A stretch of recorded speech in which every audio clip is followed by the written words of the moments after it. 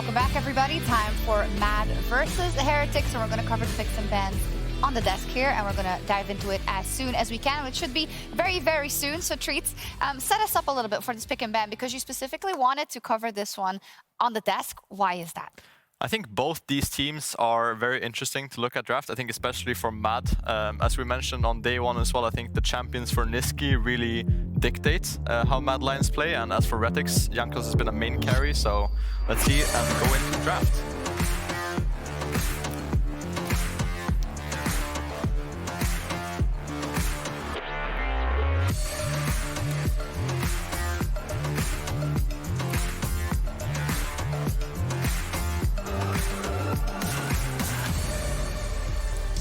Here we go then. Both teams are in dire need of a win, we have to say that. I like that you just outlined in terms of what we're looking at for Mad and Nisqy. On the other hand, it's no secret that the Team Heretics solo laners have not been doing that well either. So is that going to be an avenue that Mad Lions might look to exploit? 100%, yeah. I think for the side of Heretics, their must-bans against Mad is Xayah and Gragas, I would say. Yeah. I think both these champs have worked super well for Mad, and is kind of the simple way to win for the Lions. And as for Heretics, I think, yeah, looking for solo lane stability, I think is their #1 priority, and then Jankos playing a carry would probably be my second option for them. Yeah, I also think it's going to be really interesting because we've seen two sides of Carzzy and Hylissang. We've seen the Zeri and the Lulu, which didn't really work out that well. And I think the way the bot lane that they played better was for sure when they were playing the Rel and the Xayah together. So I think it's good takeaways from the side of Team Heretics. But we also have supports that share the same champion pool. We have seen the Annie, we have seen the Rakan be banned against both of them as well, both blue and red side. So seeing who's actually going to be the one to take it away and who's going to prioritize it is also going to be really curious in this one. And it is actually Mad Lions that's going to ban the Rakan. Yeah, I think it's interesting that both Xayah and Rakan get banned. I think both these supports just really love playing the Rakan. And the Annie. Yeah, and Annie has a response ban as well. I think what I'm looking for now is Zeri Lulu, a very high priority now. I think also, obviously, the Thresh lanes, Thresh Aphelios is also another one that I'm looking towards. I mean, Jankos has prioritized Wukong very heavily, and I think it's a good carry champ for him, but we'll have to see if they lock in the Zeri first here for Mad Lions. Yeah, and this is also a good takeaway pick. We've seen this is something Jackspektra has relied on as well, because you can play that scaling later on. I actually don't like when Jankos was playing the Jarvan the other day, because it felt like he was very squishy when he decided to go in. I think you need something for Jankos with a bit more agency and the carry potential that you're mentioning, because I think if you rely too much on your laners, you take away a big strength that Jankos has brought to the team. Oh, the Kai'Sa and the Vi locked in for Heretics. I mean, obviously the Vi into the Zeri is a classic counter. You kind of just click R on her and she can't do her magic.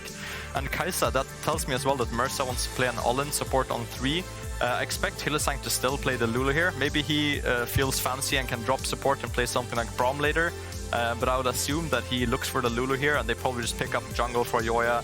Something like the Wukong is a very standard pick here in the jungle. My only problem if you pick Lulu here is the fact that you really open yourself up to a Soraka or not. I actually think, yeah, Soraka with the Vi. So when you just get that press on towards from the Vi on the Zeri into an instant silence, that can be very scary and might be the reason that they're not looking to blind pick the Lulu immediately. Yeah, I mean, the pushing mid for Nisqy has been a big factor. I think picking mid here instead of support and letting Hylissang play something like the Braum later is pretty smart. They go for the Renata instead.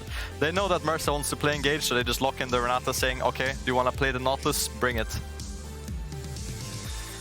And then I'll see. I mean, obviously, I think now from Heretics side, there's a lot of engage supports you can look for. So I don't think you need to pick support here on 3. You could look for something like the Talia or look for the Ahri. They lock in the Ahri, which I think is a very good pairing with the Vi.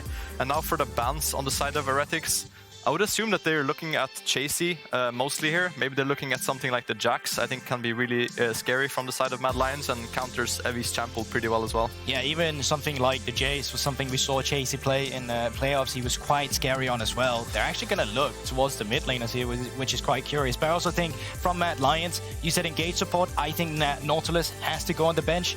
Nautilus Kai'Sa, age-old pairing, and once again, super good into Zeri with the lockdown.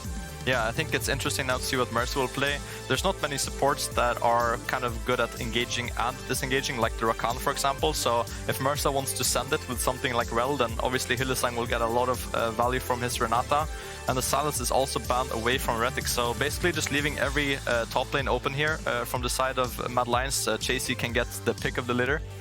And I actually think it's curious. So another classic from Mersa in the engaged department in the past had been that Amumu. So if you take away the Silas here, you could be looking for something like that again, just to make sure that he doesn't really steal the curse of the Sad Mommy and give that value in the mid lane for Nisqy as well. But you can clearly see it here. While Chasy has his champions available, Mad Lions have the read as well. Amumu actually comes out here, but you can see it as well. They don't really respect Chasy too much. All the bans are actually going towards the side of Nisqy, and I think that potentially leads to the fact that they're looking for the counter pick for Epi as well. Yeah, I think Mersa is just going to lock his support here. I think something like Leona or Vel would be my pick here for Mersa. I think he likes them both, and they do kind of the same thing here.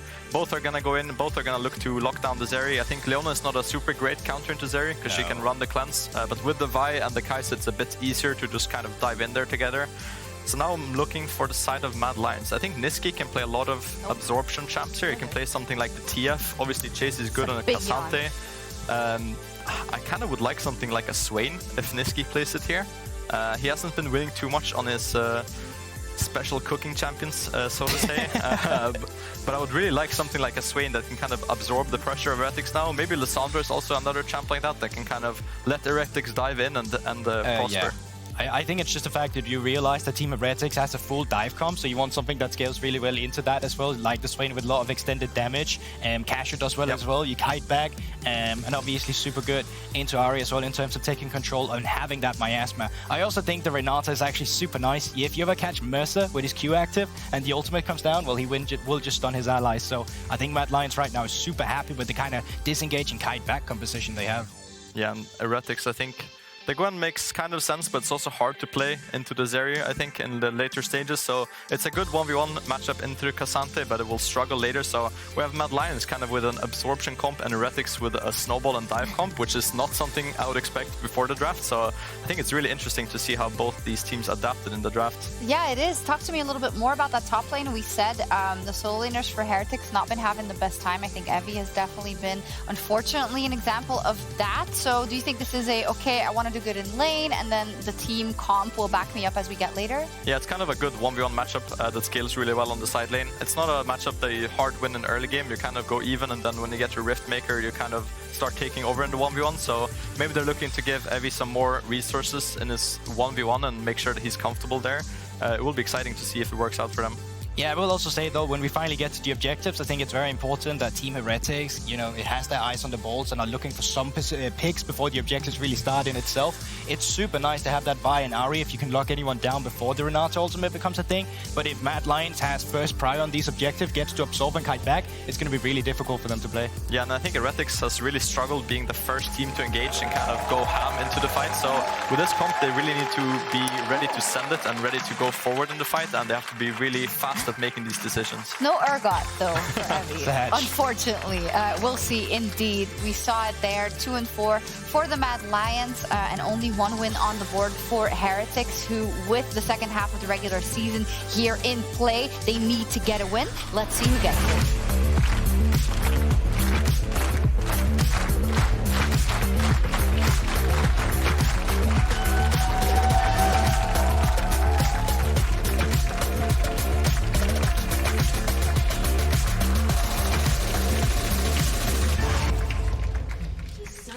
Let's see who gets that win indeed. Thank you so much to the analyst desk. I definitely think GB and Treatz are getting more Nordic, by the way. Their accents are growing.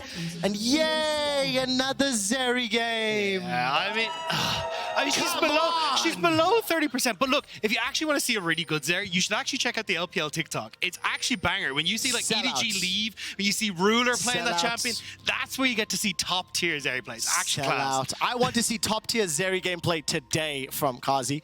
I really love the analyst desk and how they just summarize these two team compositions. While Dagda and I were watching this one on the desk, Dagda used the words, "That's the biggest dive comp I've ever seen." And I think while the wording's a little strong, it's pretty clear to understand what Heretics want to do with this five-man composition.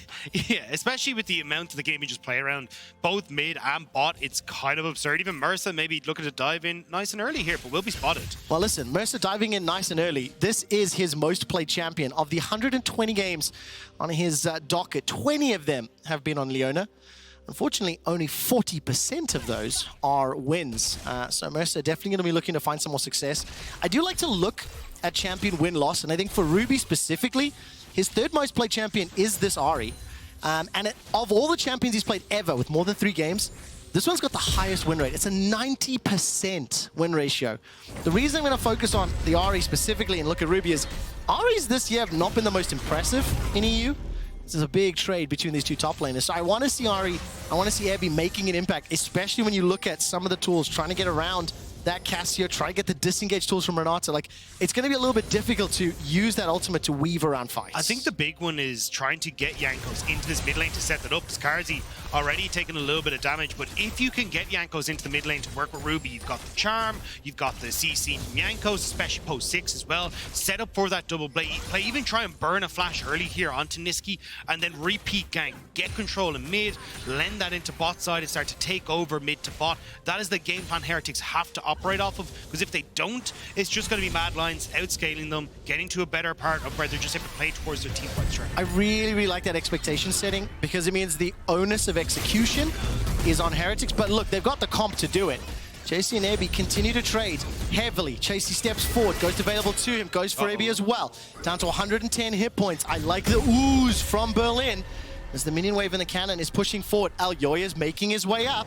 Yeah, Elyoya has to come up though. It's not for a dive, it's just to make sure that you can safely push this in. They don't exactly know where Jankos is, and there's a good freeze already starting here for Abby. So Chasy kind of missed playing these first few waves, not getting the crash. He's going to set up really nice for this Gwen. And listen, everybody knows rock beats scissors. That's exactly what's happening in these opening minutes of gameplay. So 3 chuckles in the audience there as K'Sante is stepping forward into Abby's Gwen.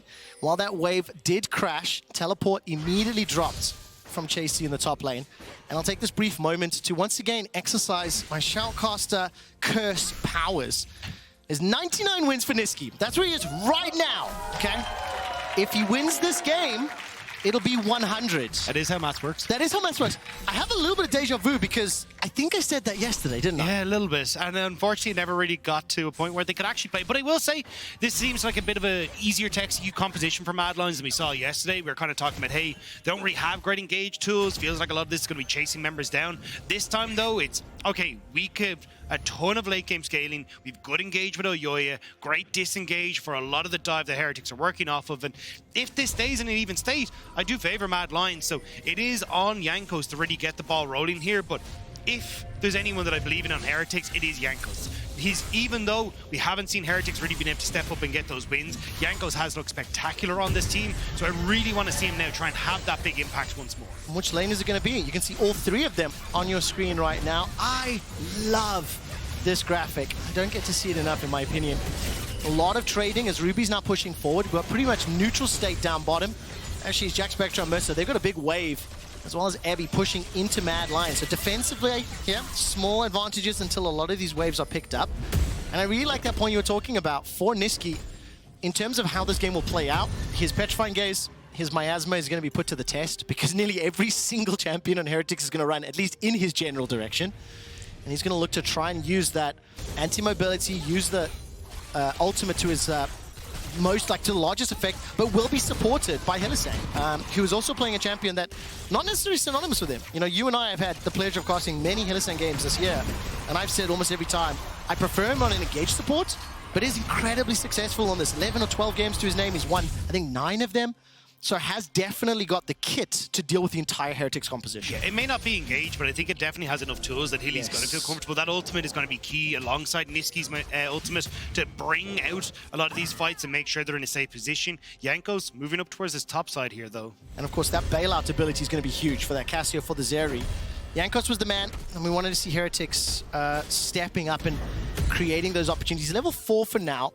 Done pretty much that full clear chase. He shoves the way forward, immediately steps into the darkness, wanting to look for a ward. Not going to be under threat just yet. So no real opportunities presented, but the first support I can see roaming there is Mersa. Made his way up, dropped that ward in the chicken camp, and immediately back into lane. A lot of this seems to be Heretics trying to figure out exactly where the camps are that Elyoya is going for. Ward on towards the Raptors means that now Heretics know he will be moving down towards the bottom side. Jankos will start up this dragon regardless, but I think the dragons are nice, but you really do need to get into lanes. But at the moment, with pushing bot, pushing mid, Jankos should be relatively undisturbed to actually go for this. Yeah, right now Hylissang steps forward. No Scry's boom available to him. 1, 2, 3 members already grouped around the pit. Vision denial will at least give some level of information, but only 6 minutes 40. No Herald to play for, and instead, we see a Mad Lions ping from Elyoya onto that red buff. So he's going to step forward, and a small advantage here for Heretics. So we're even on gold, vision battle, and looking to create a play where you can force an error on your opponent. At least that red buff will be stolen away. Neither jungler really having a significant amount of time to play for, because as soon as a wave is pushed into the tower, it instantly is cleared out and then just bounces back the other way. Well, that's what Ruby and Mersa are trying to do, is bounce these waves into the mid lane so they can actually look for a play on bot. If you can crash this next wave very quickly, you can try and meet up with this wave on bot side, and with the amount of vision that they have, should be able to. But some decent ward just here, just hanging outside of vision there, should actually give, in the river brush, give it a little bit of control there for any movement for Mad Lions that will be able to spot it out. Alright, Handshake comes backwards. Jackspektra will drop down the cleanse almost instantaneously. All of a sudden, Renata is going to keep putting the damage down. That's a win for Heretics, though. The fact that you don't have the flash, when we're just talking about how well you can set up a lot of these push plays into dives on bot side for Heretics. So definitely going to be a bit of a struggle now for Hilly when it comes to trying to keep himself safe. But I think he's taking a risk going, hey, look, if you can burn the cleanse ahead of a potential Rift Herald fight, maybe that can do something. But I don't really feel like Heretics are going to put much of the onus on towards this top side at the moment. I mean, I was always going to keep in mind, Mersa's almost about to hit level 6, so that solar flare into a flashless Renata can be punished. You combo that with a killer instinct, and there's a lot of kill through. Time to go all out, time to cyclone, time to drop the hallowed mist, and snip, snip, snip!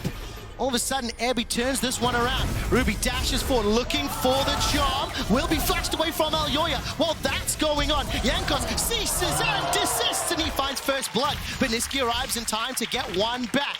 Drops down the poison, tries to slither forward. Chasy has TP to get back, though, so Heretics, they get the pick, but they're the ones that will ultimately lose out, as Mad can now push in this wave, move back towards the Rift Herald with the extra advantage from Chasy. Surprised Ebby went that deep. He did not need to follow up on the play and ends up just giving over the kill to Nisqy. Surprised Ebby did X. That's a sentence I've heard several times this weekend. Yesterday, his Sion game was really difficult to watch. It allowed Fnatic to pick up their first win of Spring, and unfortunately he just ate every single dredge line.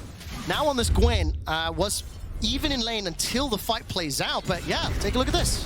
Yeah, but this is the thing, you have a really good job here where you can actually set things up, where he's avoided the damage really well with the Hollowed Mist, and he's also going to have the ultimate doesn't quite connect there, but now your job's done, right? Elyoya has nowhere to go, and just running into Chasy like this, just giving the opportunity, but there's the engage. That is the engage. Remember, flashless Hylissang. He may need to use the ultimate, and he does so, buys a couple seconds of time. Bailout as well, tick, tick, tick, boom! Jackspektra picks it up.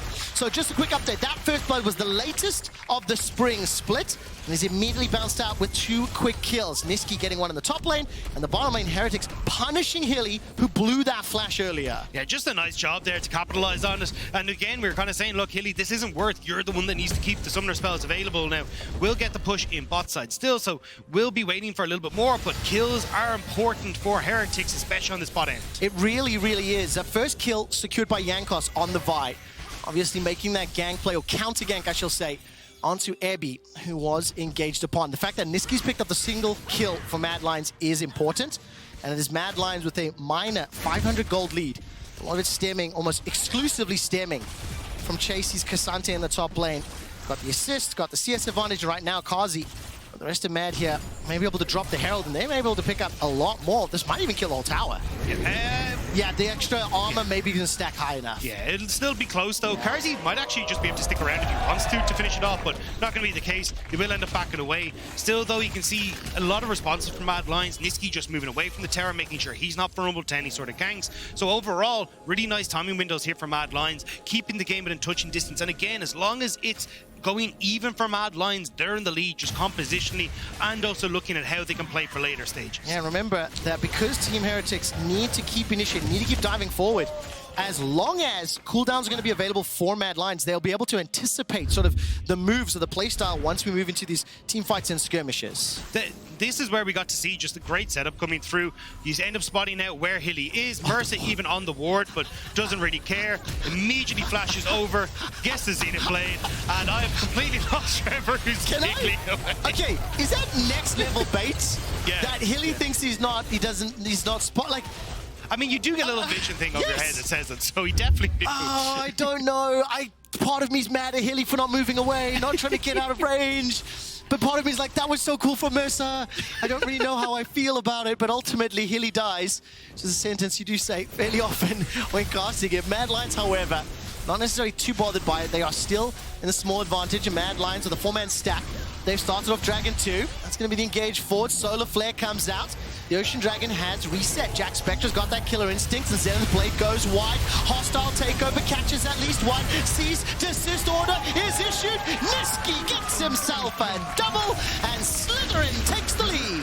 The Mad Lions just bullying their way into River. Heretics are playing a pick comp, but they don't even look for the pick. They're just like, hey, look, we'll take the full-on 5v5. Mad Lions say, yes, please, and immediately turn it back around. And of course, you can't find the pick if your crowd control does not land. Unfortunately, there for Mersa, they engaged with their flash, and Solar Flares didn't find the targets. They didn't lock anyone down, so no Killer Instinct follow-up, no real damage from that charm either. Well, the thing is, they shouldn't have been in a position where this is the outcome, right? You should have been trying to play around, well, Ruby, let's get pushed, let's then play into trying to make a pick onto bot side. But it's Heretics who are the ones starting the Dragon before they get the pick, before they're actually in a position to go for it. And that's what the actual issue there is, not just the fact that they end up in this position where Mersa hits or doesn't hit his spells. Yeah, I really like that. Just like you mentioned, in terms of the just straight up head-to-head, 5v5, 4v4 in that scenario.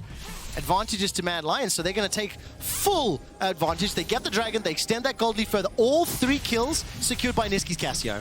This is one of the things, though, that I've actually had a bit of a problem with Ruby, even right back in the day when he was playing on Rogue Warriors in 2020, was we'd see him on Azir, we'd see him on the Victors, and he was very happy to just sit in lane and do his thing and scale to the ultimate late game. The problem for Ruby is that he's not the best when it actually comes to, hey, I'm going to link up with my jungler, try and play for side lanes, try and move away from lane. We got to see inklings of it in the Amazon's EU Masters, but not a huge amount, and I think this is where we're now starting to see again where they needed Jankos and Ruby to link up. It's Ruby not really getting his waves in a state that he can then roam and play on sides bet. Even more so this composition, the Vi, the Ahri, like when you look at how this composition wants to play out, they want to create those numbers advantages and then kind of overwhelm with some early to mid-game aggression. Heretics are trying to link up this time around. Jankos and Mersa roaming up towards the top lane. Ruby, no teleport available to him. He left that mid lane, but no targets just yet. And yes, he connects the charm onto Elyoya. Spirit Rush is available, but he's holding onto the trigger because Nisqy's there. So the Miasma, the Petrifying Gaze, the answers are available if Heretics overstep, and now is potentially someone being caught out. The missiles are thrown out. Spectra uses that Killer Instinct. Hostile takeover, not going to be useful this time around. They re-engage from behind. Chasy's all out! Delivers Jackspektra to the waiting hands of Carzzy. Now Evie is on the wrong side of the rift. Ruby Spirit rushes forward, Spirit rushes backwards. Mersa Zenith's in, and Nisqy stays alive long enough to get some more poison down. But Heretics on the board for now. Jankos takes out Elyoya. The charm is great. Carzzy instantly cleanses and flashes away, but gets snip. Heretics get 4. How did they do that? How did Heretics turn that around? I'm asking you. Yeah, that. I don't know. The fact that they're able to bring this back in the slightest, I was like, this is just done for. I mean, great pick onto Hilly, right? But as soon as Jackspektra went down, I was like, okay, not really having enough consistent damage here. You're going to be in a very serious issue because a lot of your burst is already used by Ruby, as you can see on this bottom side. You put Elyoya low. But Evie coming in, I was like, this is doomed for it. There's no way Heretics are going to try and re-engage this. But Ruby still having some of those opportunities on the ultimate still to reposition. Sets up nicely. For 1 kill, he gets the reset then. Jankos as well. Great target selection on who he can burst out with these combos. And finally, just barely, Heretics are able to scrape in there. I love the murmurs in the chatter here in Berlin, reflecting that entire fight. The skin of Heretics' teeth, they stay alive. Just a couple seconds to go. Cease and desist is available. Spirit Rush is available. Solar Flare is available. And it's all dropped on Mad Lion's head. Ruby's killed Hilly. The Cyclone is spinning and looking for the win. The Rifter is also picked up. Carzzy and Chasy need to do magic. The charm connects onto Cassante, and Chasy's looking to get more damage down. Mersa will be the next target. All deception thrown out, and Carzzy is just firing away with that burst. Mersa below 200, and Ruby Not going to have any more Spirit Rushes available. If a Charm connects into Carzzy, maybe something can happen, but the Herald was picked up, or killed rather, but the eye ended up dissolving, if I read that correctly. They did. The Heretics weren't able to pick that one up as they went. You can see Chasy just standing over it as he walked past to make sure there's no way anyone's going to get that. So nice job there from Mad to deny, or sorry, from Heretics to deny any sort of pickup there, but Mad Lions now, Carzzy doing work in these fights, trying desperately to be the carry that Mad Lions need. 3-1-2 for Carzzy Zeri, 3-2-1 for Nisqy on the Cassio. And in terms of this team fight here, they almost got more, but kudos to Heretics, they are finding the kills necessary, ultimately dancing on the very edge of safety. And this is where it's just a little bit unfortunate. Very spread out here. So Chasy and Carzzy are on one side of the fight, which allow Heretics access onto Nisqy and also onto the backline there on the left-hand side. But for Mad, this is where Carzzy gets to pop off. Everything has been thrown. All of the available damage has been thrown out. So Carzzy stepping forward, trying to be that big carry.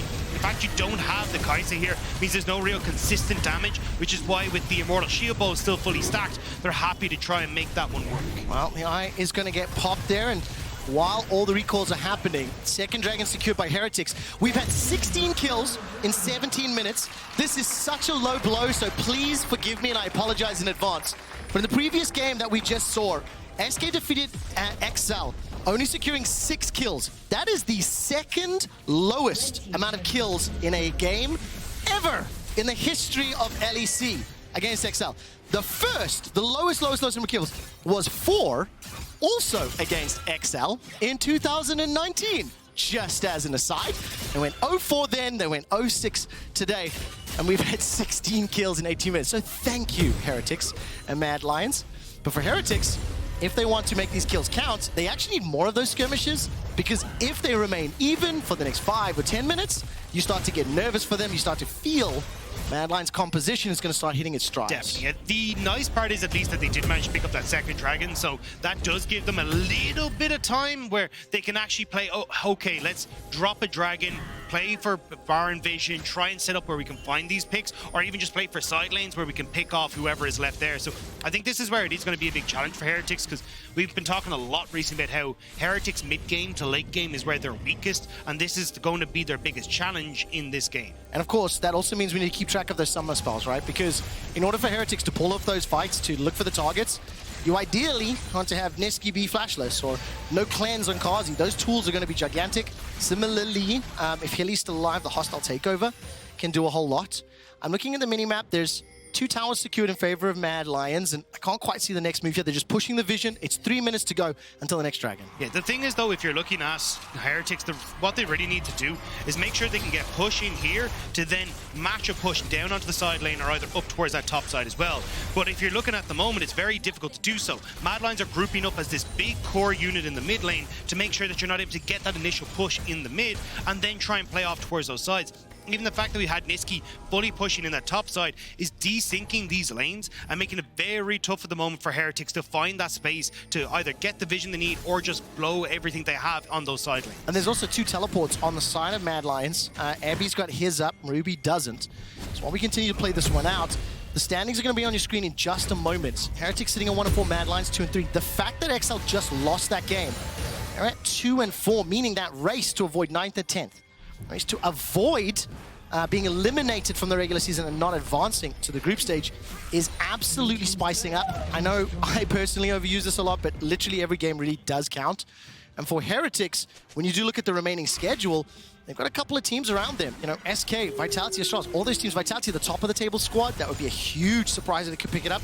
But those are the games that Heretics really need to try to win if they want to make it, once again, to the best ofs. Now we're going into this position again where Heretics trying to play off side lane states and mid lane states, but realistically you need Ruby to push in that top wave so you can then release him to come in towards mid lane, trying to skip a few steps. It does mean that this mid lane tower should remain standing for the dragon that's in a minute 50, and that's going to give a lot of priority for Mad Lions to keep control over mid so they can always step in as a 5-man unit and make it very hard for Heretics to find those picks beforehand as long as Mad are playing in this grouped up manner. And Mad Lions, with the fact that they are 1 dragon down, a minute and a half to go, they've littered their vision around that top half of the map.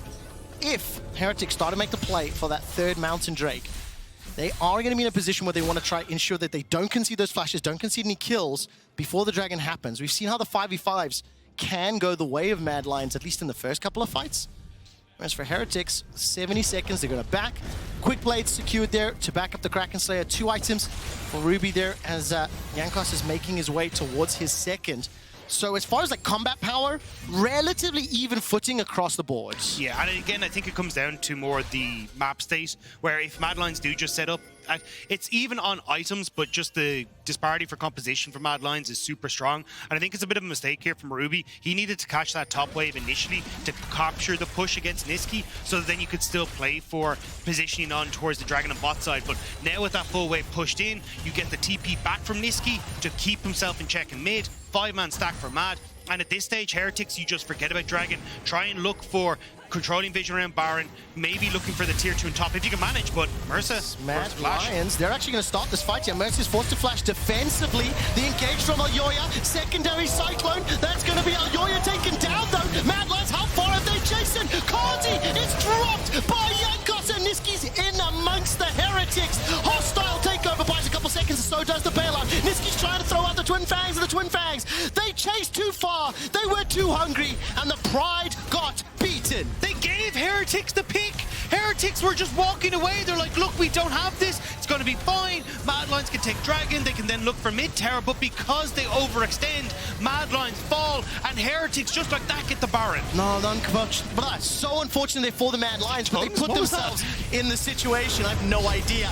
Chasy wants to salvage it. Baron's down to 5,000. Jackspektra forced to cleanse the flash to run for his life. He gets taken out. Chasy stopped the Baron. Jankos is the next target. All of a sudden, Hilly's working with him. That's a double for Cassante. Will land the Q as well. Continues the fight. But Mersa's been able to respawn, revive, and rejoin the fray.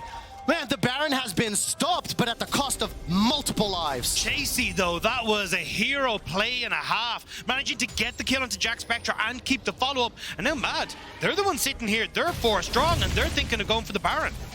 Go for it. Let's just do the fight again. Why not? All of a sudden, 23 kills, 23 minutes. Teleports being channeled here. Abby will be the first to arrive. Ruby went to the tower. Baron down to 7,000. Mersa has got the solar flare. Wants to find the target. Oh, that's big. Into the pit. The Charm lands as well. And Nisqy gets the stun of the pitch. Fine gaze. Cyclone buys some time, but it's over. This got the first kill. He's got the second kill. The Baron's been stopped. Hilly will potentially fall to the Charm. The Charm lands it. That wasn't a Ruby. That was a diamond of a play. Round 2 goes the way of Heretics again, and Heretics actually managed to get the Baron in the end. And Trevor, there's still a Dragon. It's still not over. We're probably going to get this again. But brilliant stuff here from Mersa. This ult onto the 2 carries for Mad Lions sets up beautifully for Ebby. The needlework rips apart Mad Lions backline, and that's where you're able to strike as Heretics. 3 days in a row, 8 games so far. And Heretics, as well as Mad Lions, are throwing everything in the kitchen sink into it. The vision from those wards in the pit giving some advantages, but for Heretics, I was nervous after 10 minutes. I was concerned after 20 minutes, and for the last 3, They have your Heretics have interest. been gifted everything they needed to now be in the position to actually take over the game. With Baron, with the gold lead, with the comp they have, now we look at their execution. Also, because it's Ebby very strong in the side lane, the ability for Ruby to link up with someone like Jankos and try and play again for those picks on sides becomes very, very high. I don't think they should have Ebby and Ruby linked up in the same lane here, though. I think you need to separate these two and try and draw multiple members across the map, really utilize that Baron buff, especially since a lot of time has already been invested with it in getting the reset, getting Dragon, now a second reset. They're not actually having a huge amount of time left to get this Baron buff to work for them. I mean, the bigger one for me is just that that's the breathing room that Merry Heretics needed, right? They buy enough time to try to get control of this rift. They got no teleports available to them. Heretics, however, have still got themselves a minute and a half. Where do they want to play for this? Dragon number 3 was secured as well. So going to be playing for the Soul in 4 minutes time. So going to be a little bit careful of that team fight. And I will give some kudos. I think Ruby, in that Baron pit, every single skill shot rather, connected. It found its targets, multiple angles, comboed with the fact that Mersa landed a solar flare on just a completely grouped up team of members, right? Well, Heretics now get that push into top side. You're going to see the resets coming through from the likes of Chasy in the bot lane. Looks like Ebi going to try and catch that wave bot side, although cancels his recall. And now Heretics going to start pushing in. That's essentially going to be the last push. Only 45 seconds left before this Baron buff is gone. So they're going to reset, try to play again off the fact that you're getting massive items onto Jackspektra, who just completed 3 items for himself. You do still have to be nervous though. Nisqy has both of his 2 items that completed, working up towards that Sonya's Hourglass. Carzzy hitting 3 items as well, means he's in a great spot. So yes, you do have this lead for Heretics, but a lot of these late game damage dealers are coming online for Mad now. So 2 things as well. We talked about the Team Heretics schedule. They play SK and Vitality, 2 teams at the top of the table. Mad Lions also play SK. They will be facing off against G2 and then Fnatic. So these are the remaining games here for Mad, who only have 2 wins to their name. In this position, they are starting to fall behind. It is by no means game over for them, but it's 3 or 4 wins that you want to accrue, and you start to feel a little bit comfortable. You look towards the group stage. Right now, Chasy and Mersa battling inside the jungle. Mersa's still got the flash, still got the solar flare. He will flash to safety. Here comes Heavy. Snip, snip, snip inside the hallowed mist. Hylissang is taken out before he can use the hostile takeover. Heretics found the pick that they wanted. So a lot of objectives to fight for. The tower in the bottom lane, I think, was dropped as well. Can't see if that's actually still up. We'll be able to push for that bottom inhibitor turret instead. But Heretics, they find the pick. They are able to once again fend off Mad Lions. It's Mad Lions though, once more, kind of giving them these opportunities. They overcommit trying to get the support, and then Ruby comes over the wall, great access to the back line, and Bad just trying to play this a little bit too quick and giving Heretics these openings that they need to. Again, now another tower gone, and when you have this now Dragon Soul coming up for Heretics in 2 minutes time, having complete control of the spot side is crucial, but we're just going to go to replay here. So the problem is you're committing a huge amount onto Mersa, who's quite tanky as a Leona thanks to that W. And even look at where Ebi is right now. If he can get multiple people hit with this ultimate, it does so much damage. And great engage from Jankos, bringing follow from Jackspektra, putting himself right in the thick of things to get all that damage off that he needs. And then Ruby being able to follow through as well. And I think Nisqy did teleport into that mid lane as well, if I read that correctly. So another tool taken down. That gold lead 8,000. 3 dragons, and the 4th one spawns in 1 minute and 20 seconds. I'm just going to do a little low blow. Don't forget, of course, that Nisqy is on his 99th win. We'll turn that one off for a second. Unfortunately for Nisqy, I think I really have cursed him. I do think it's a thing. Still chasing 100. If he brings us back, I'm reaching directly over you to play that again. That's actually why I ran the graphic a second time, because I do think it's on Nisqy. I do think he has to be with the team when the engage happens. I do think the Miasma and the Petrifying Gaze have to have an influence, because when you look at that kid, when you look at everyone jumping forward, but it's very difficult. He does have the flash, he does have the hourglass, and we're 40 seconds from potentially that soul fire. The biggest problem that you're looking at for Mad is there's no cleanse on Carzzy, there's no Mikhail's Crucible for Hilly just yet. He's very close to being able to complete that item. So that means that anyone that gets caught with Ruby's Charm, with the stun from Mersa, is going to feel that damage. Look at where Ebi is though, he's very far away, and Mad now get the summoner out. 1, 2, 3, 4 members of Heretics inside the river. Teleport completes from Ebi, level 16 to the 15 of Chasy. Ruby, by the way, level 18 to level 16 of Nisqy. The Dragon's up in 7 seconds and the fight is on the fray. This is the front to back that Mad Lions wanted though. As long as you can't get access to Carzzy and Nisqy, you're fine. This is going to be such a big one. Ruby is right out in front. He wants to try and find that flank. Same with Jankos here. Does their composition make up for the 8,000 gold deficit for the 2 additional Dragons? Ruby's Charm will scratch past the backside of Chasy. Dragon has been started off. Mad Lions starting to tank this one ever so slightly. Ebi's waiting for the engage. Hilly's got the hostile takeover. He's got multiple players lined up, and he fires the pink smoke. Everyone's berserked from Heretics, but the Dragon is secured by Elyoya. Now in the follow-up fight, the Cyclone's there. Elyoya will get dropped. The Petrifying Gaze sends Heretics to the back foot, and it's Jankos the first to die. Jackspektra stuck inside the pit, forced to flash over the wall, looking for that blast cone. The Dragon goes to Mad. The kill goes to Mad. And the 5v5 goes the way of Mad. Mersa is still spotting out where Mad Lions is. Look at where Heretics are trying to push in, trying to see if they can threaten the inhibitor tower as Mad turn towards the Baron.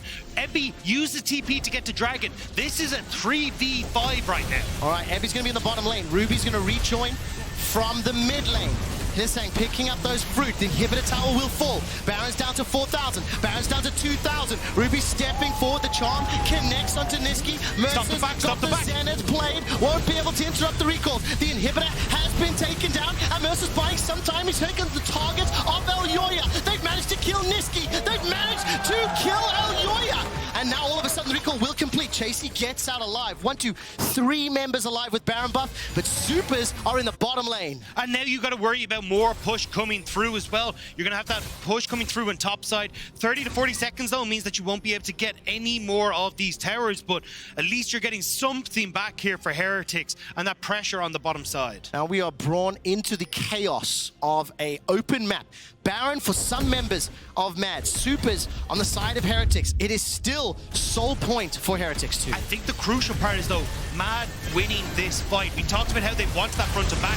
Hitty, phenomenal ultimate, connecting onto Jankos right as he went in as well. Gets all 5 members, means that then Nisqy able to get the damage he needs off. Carzzy is free firing, and even the fact Nisqy able to flash forward and control Jackspektra in this flight as well is so important. I mean, Dagda, everybody from Heretics had to look away. So even though the Petrifying Gaze doesn't find the root, you've got to respect it. If you're stepping forward, you just insta-lose more.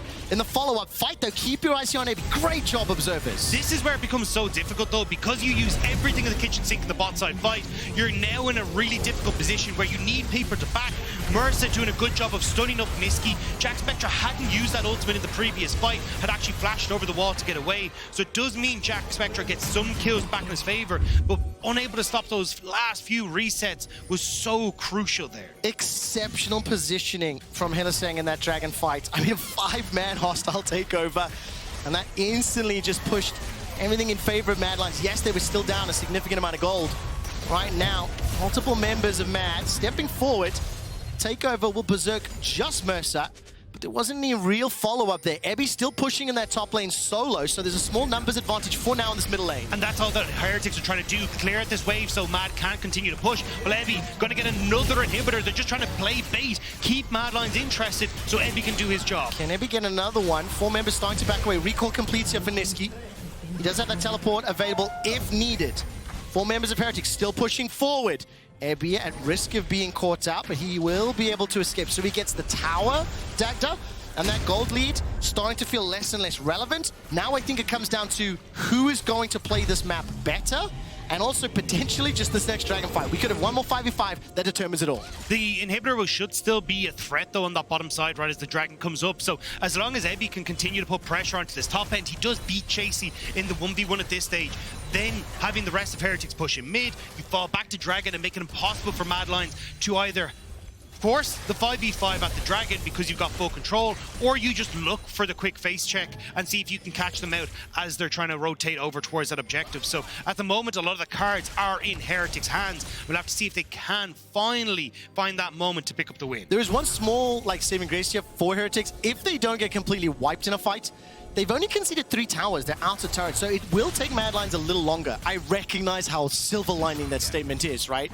But we have seen every single one of these big fights go so close, so down to the wire, and multiple of the big objectives, hell, there's even been drawn out long enough for people to respawn and rejoin to the teleports. Mad Lions are just getting stronger as they go on though. Look at Ruby, fully built, not really going to provide much more, especially to a Cassiopeia that's just about to finish that Rabadon's death cap. Full items now for Carzzy and that Mikhail's Crucible for Hilly. This is where they are really starting to come online, whereas Heretics are starting to teeter off. So the more Mad Lions win, the only more dire straits it is for Heretics. I mean, Nisqy's about to pick up the fancy hat as well. He's got that death cap available to him. Ruby will be forced to use that Spirit Rush away.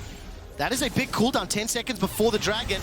Jankos goes forward, cease, desist thrown out. Hilly forced to flash for his life, gets enough time to use the ultimate. Carzzy hops over the wall, has the space, has the time, has the cleanse and the flash. Mersa will be dropped and taken up by Elyoya. Carzzy though, staying alive just long enough. Turns his attention over to Ruby and Jackspektra, but Heretics winning it overall. Nisqy, the last man standing. The Petrifying Gaze, not enough poison just yet. Here comes Jankos with the denting blows. Hourglass has been used. Jackspektra fires at the Void Seeker. That's the ace. The Heretics minions have done it. they're on the Nexus. The minions are on the Nexus. Heretics have managed to outfight Mad Lions, and just like that, they will draw even with them. They have taken down the Mad Lions. Team Heretics welcome Mad Lions into the chaos with open arms. Take them down, securing 26 kills. They will take out that inhib, turn their attention to the Nexus turrets as well. It's still 10 seconds before anybody comes up. Hilly, last man standing, there's no ways he pulls off the hero for now. 5 seconds, 3 seconds, the Nexus will be focused down, and Heretics take down Mad. It was a slow, drawn-out early game where Heretics couldn't quite get control. But that one mistake in the mid-game from Mad Lions, they overextend looking for the pick, and then they bring it right the way back. Really good job from Heretics in that last fight as well. Spotting Nisqy on that bottom wave, they immediately go for the pick and find the kills that they need. That is huge for Heretics and terrifying for Fnatic. Coming into today, both of these teams are at 1 win and 4 losses. Now, it is Heretics at 2 and 4. Fnatic will be playing Koi later today. They can balance it out. XL sitting at 2 and 4. Mad Lions now at 2 and 4. So that race for the top, the race for the bottom is starting to get spicy. But that was a hell of an intense game. For Fnatic, though, they still have Mad Lions to play. So that could suddenly become a very, very important game, the last game that they both have of the split. So if you end up in a situation where Mad Lions aren't able to find a couple of these wins, Fnatic picking up 1 or 2 later today, or even as we go through the rest of the weeks, this could be a very crucial loss for the Mad Lions scoreboard. Okay, Mad versus Fnatic. When is that happening? I'm taking a look really quickly. Second last game. Second last game at the moment. So that's day 3 of week 3. Right now, Fnatic 1 and 4. Right now, Mad 2 and 4. That could be gigantic. For Heretics, on the other hand, they of course looking at SK Vitality and Astral is not the easiest of schedules ever. Let's celebrate their win right now. Player of the game nominees at LEC: Ruby, Jackspektra, and Mersa. They put on a hell of a show. I definitely lost my tongue several times. It's been a long weekend, but it was a chaotic game. I think it's kind of what Heretics wanted. Not exactly, of course, but their comp really wanted those fights. They wanted the skirmishes. Yeah, and I think that's where Heretics were able to find clever ways to set that up and what made the big difference here. Yeah, definitely the case. And one of the players that made that difference was Jackspektra, who's on stage with Frankie. This man has been performing his little socks off all year, and it's a pleasure to get to talk to Jackspektra right now. You were just saying to me, you feel like things are coming together as a team unit now. Yeah, I think this game, it was very back and forth, and both teams made some really weird mistakes, but it felt more like we were moving as 5 rather than everybody doing their own thing. And I feel like in the majority of our games so far, one person has had their idea of how to play, but the rest of us has a different idea, and then it doesn't come together, and then it just looks like one person is inting. But now I felt like Ruby really knew what he wanted to do. I knew how I wanted to play. Jankos knew how he wanted to play. Ebby knew how he wanted to play. And it all much more came together, and it showed a game that I think, while having a lot of mistakes, was a much more cohesive game than before. Were you becoming cohesive as you went into the draft, or was it all a case of coming together on the Rift today? I think everybody had a really clear idea of what we wanted to play today. We kind of, after yesterday's loss, we felt like we didn't really, like, the previous weeks, we thought, you know, we could just play whatever. But now I think everybody was kind of like, okay, this is the style that we want to go for, and just go in, fight them, and meet them where they want to meet us, and fist fight them pretty much. How do you hold on in the mid to late game? Because that is something when it comes to Team Heretics that there's been a bit of criticism about. Yeah, I mean, we had our oopsies, I think, when we did Nash, and then Cassandra nearly killed us all. That was scary. But then they started Nash, and then we killed them all. So it was certainly a roller coaster. But I think we are getting cleaner, but it's still pretty, it's not quite clean. That's for sure. What are the comms like when you notice the enemy make a mistake? I mean, it's kind of like they're inting, go on them. But I think what happens a lot of the time is that we say that they're inting, and then they're not inting, or we think that like we have a free objective, and then it's not a free objective, and then they fight us, and then we're not prepared for it. And that's usually where our like late game mishaps happen. And when one of you wins, do you then shout, I'm inting, I'm inting? I think I've heard that maybe. I'm not sure. I don't think so usually, but I think it would certainly get a laugh out of everyone. When I think of Zeri, I think Jackspektra. How do you feel when you're playing against someone playing Zeri? I mean, I like Zeri a lot, but I think she's a champ that takes some time to like scale. And I mean, she did get scale this game, But as I experienced yesterday, it's pretty hard to play Zeri into Vi, who just point and click ults you. And I think she felt the same that I felt yesterday, that it's pretty hard to play, even when you get your items. So glad we got to shut her down. So you're thinking more early game bot picks in future? Yeah, I think early game and just lockdown and just everybody engages and we just go for it. That's what it feels like. Thinking about the standings, you're now 2-4. You do have a shot at the group stage. Yeah. What do you think you're going to be doing in the week ahead to guarantee that spot? I mean, I think we just keep working and trying to improve on our strengths and trying to patch up our weaknesses. I think that we've shown some good stuff, but also a lot of bad stuff. But to be honest, I don't think any team is looking incredible. I think that every team is pretty inconsistent right now, and I think we can capitalize on that. It kind of feels like every team can beat every team from just the standings. So I think nobody is really out of the competition, and at the same time, nobody's really in either. So I'd say for the people doubting us, we'll see. And for the people who believe in us, we'll see. We'll see indeed. We're going to head to a short break. Thank you ever so much, Jackspektra. And when we come back, we'll be seeing who else is going to be rising up the leaderboard. So please don't go anywhere. We'll be right back.